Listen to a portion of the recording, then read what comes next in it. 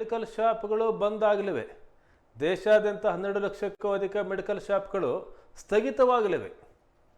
ಆನ್ಲೈನ್ನಲ್ಲಿ ಔಷಧಿ ಮಾರಾಟ ಮಾಡ್ತಾ ಇರೋದನ್ನು ವಿರೋಧಿಸಿ ಬಂದ್ ಮಾಡಿ ಹೋರಾಟಕ್ಕೆ ಸಜ್ಜಾಗಿದ್ದಾರೆ ಮೆಡಿಕಲ್ ಶಾಪ್ಗಳ ಓನರ್ಗಳು.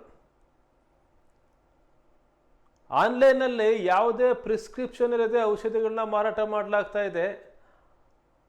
ಆಲ್ ಇಂಡಿಯಾ ಕೆಮಿಸ್ಟ್ ಸಂಘಟನೆ ಈ ಬಂದ್ಗೆ ಕರೆ ನೀಡಿದೆ.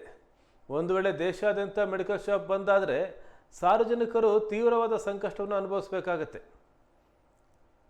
ಮೆಡಿಕಲ್ ಶಾಪ್ಗಳ ಮೂಲಕ ಔಷಧಿಗಳನ್ನು ಮಾರಾಟ ಮಾಡಲಾಗ್ತಾ ಇತ್ತು. ಮೆಡಿಕಲ್ ಶಾಪ್ಗಳಲ್ಲಿ ವೈದ್ಯರ ಪ್ರಿಸ್ಕ್ರಿಪ್ಷನ್ ನೋಡಿ ಮೆಡಿಕಲ್ ಔಷಧಿಗಳನ್ನ ಕೊಡಲಾಗ್ತಾ ಇತ್ತು.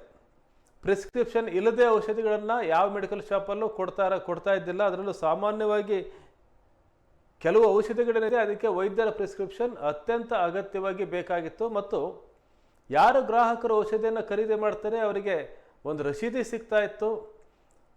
ಒಂದು ಜವಾಬ್ದಾರಿ ಮೆಡಿಕಲ್ ಶಾಪ್ನವರಿಗೂ ಇರ್ತಾ ಇತ್ತು ಮತ್ತು ರೋಗಿಗಳ ಕಡೆಯವರಿಗೂ ಸಹ ಒಂದು ನೆಮ್ಮದಿ ಇರ್ತಾ ಇತ್ತು. ಆದರೆ ಈಗ ಆನ್ಲೈನ್ನಲ್ಲಿ ಔಷಧಿಗಳ ಮಾರಾಟ ಆರಂಭಿಸಲಾಗಿದೆ. ಆನ್ಲೈನ್ನಲ್ಲಿ ಡಾಕ್ಟರ್ ಪ್ರಿಸ್ಕ್ರಿಪ್ಷನ್ ಇಲ್ಲದೇ ಔಷಧಿ ಮಾರಾಟ ಮಾಡ್ತಾ ಇದ್ದಾರೆ.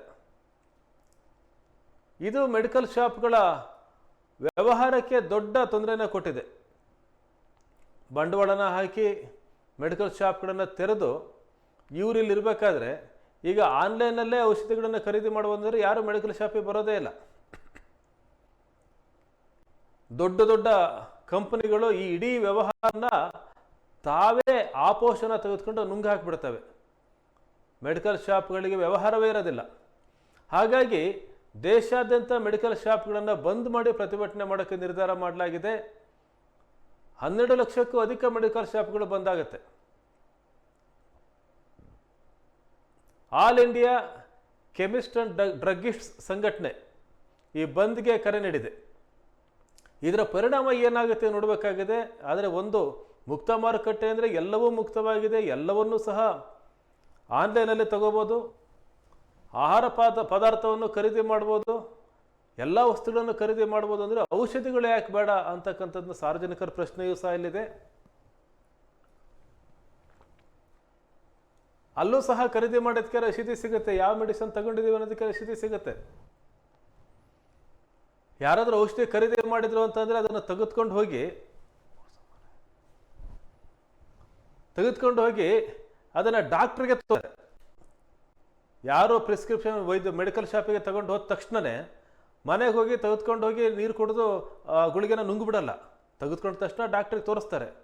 ಆನ್ಲೈನಲ್ಲಿ ಮೆಡಿಕಲ್ ಔಷಧಿಯನ್ನು ಖರೀದಿ ಮಾಡಿದ್ರು ಅಂತಂದರೆ ಅದಕ್ಕೂ ಸಹ ಏನಾದರೂ ಒಂದು ಸಾರ್ವಜನಿಕರು ಮಾಡಿರ್ತಾರಲ್ಲ.